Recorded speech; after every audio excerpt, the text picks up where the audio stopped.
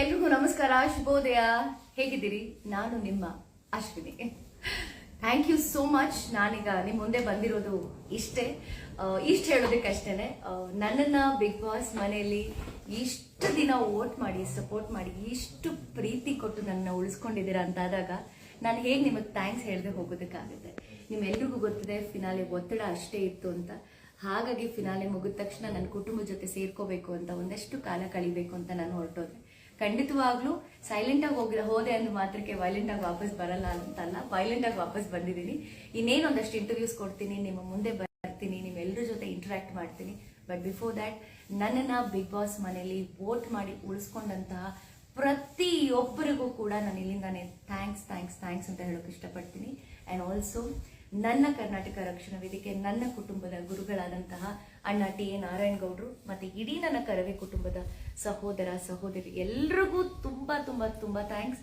And also Sudeep ಅಣ್ಣ, ನಾನು ಹೇಳ್ದಾಗೆ ಬಿಗ್ ಬಾಸ್ ಮನೆಯಲ್ಲಿ ನಮಗೆ ಕಣ್ಣು ಕಾಣದೇ ಇರೋ ದೇವರು ಅಂತಂದ್ರೆ, ಬಿಗ್ ಬಾಸ್ ಕಣ್ಣು ಕಾಣೋ ದೇವರು ಅಂತಂದ್ರೆ ಅದು ಸುದೀಪ್ ಅಣ್ಣ.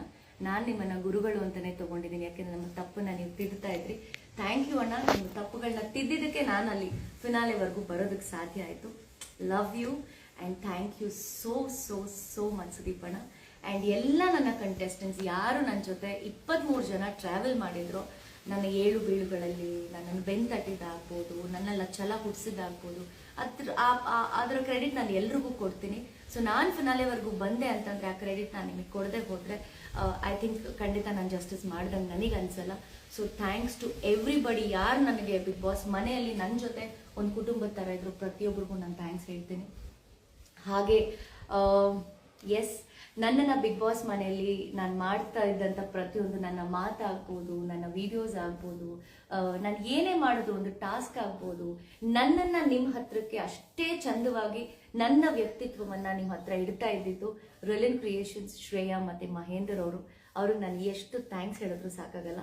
ಬಿಕಾಸ್ ಅಶ್ವಿನಿ ಅಷ್ಟು ದಿನ ಜರ್ನಿ ಮಾಡಿದ್ದೀನಿ ಅಂತಂದರೆ ನನ್ನ ಬೆನ್ನ ಹಿಂದೆ ಯಾರು ನಿಂತಿದ್ರು ಅವ್ರನ್ನ ನಾನು ಮರಿಲೇಬಾರ್ದು. ಸೊ ಡೆಫಿನೆಟ್ಲಿ ನನ್ನ ಬೆನ್ನ ಹಿಂದೆ ಶ್ರೇಯಾ ಆ್ಯಂಡ್ ಮಹೇಂದರ್ ಖಂಡಿತ ಇದ್ರು, ಆ್ಯಂಡ್ ನನ್ನ ಫ್ಯಾಮಿಲಿ ಇತ್ತು. ಹಾಗಾಗಿ ನಾನು ಯಾವತ್ತೂ ಕೂಡ ಅವ್ರನ್ನ ಮರೆಯೋದಿಲ್ಲ. And I trust them. ಇವತ್ತಿಗೂ ಈ ಕ್ಷಣಕ್ಕೂ ಅವ್ರಿಗೆ ಅವ್ರು ನನಗೆ ಮಾತು ಕೊಟ್ಟಿದ್ರು, ಬಟ್ ಆ ಮಾತನ್ನು ಅವ್ರು ಉಳಿಸ್ಕೊಂಡಿದ್ದಾರೆ, ನನ್ನ ವ್ಯಕ್ತಿತ್ವನ ಎತ್ತಿ ಹಿಡಿದಿದ್ದಾರೆ. So thanks to them.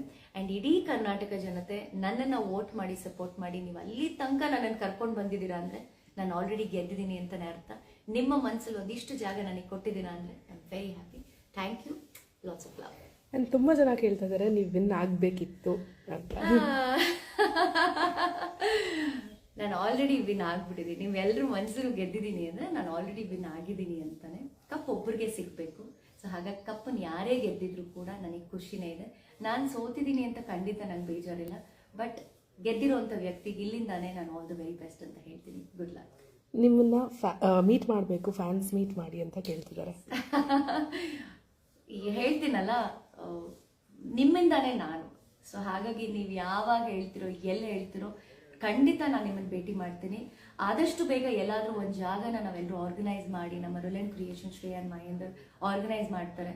ನಿಮಗೆ ಏನೇ ನನ್ನ ಜೊತೆ ಮಾತಾಡಬೇಕು ಅಂತಿದ್ದೀವಿ, ಯಾಕೆಂದರೆ ಗೊತ್ತೋ ಗೊತ್ತಿಲ್ಲದೇನೋ ಅಥವಾ ನಮಗೆ ಕಣ್ಣು ಕಾಣದೆ ನೀವು ನಮಗೆ ವೋಟ್ ಮಾಡಲು ಉಳಿಸ್ಕೊಂಡಿದ್ದೀರ ಅಂತ ಆದಾಗ, ಅಷ್ಟು ದಿನ ನಾನು ಜರ್ನಿ ಮಾಡಿದ್ದೆ ಅಂದರೆ ನಿಮ್ಮ ಪಾತ್ರ ನಿಜವಾಗ್ಲೂ ಗ್ರೇಟ್.